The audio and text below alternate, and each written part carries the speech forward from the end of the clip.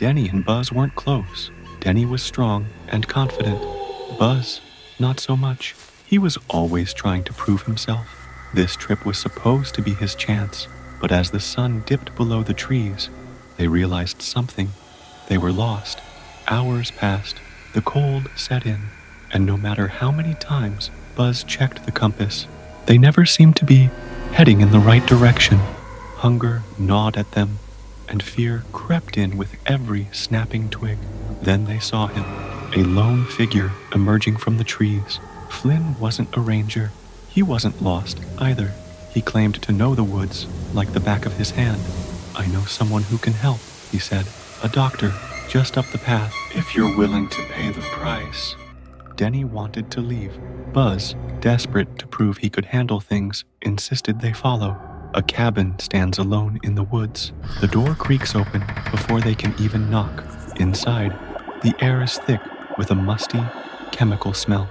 Dr. Vink wasn't what they expected. His wild eyes darted between them.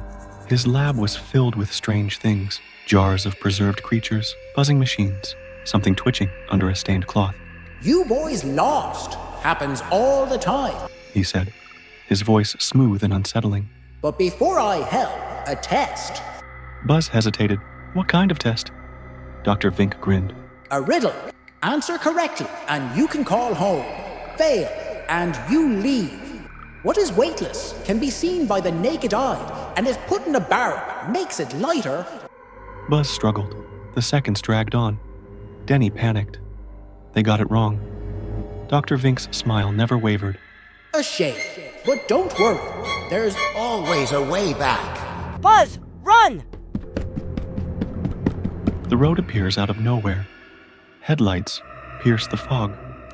A taxi rolls to a stop. Its engine hums too quietly.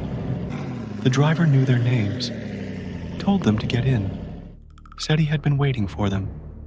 "Been driving these roads for a long time," the man muttered.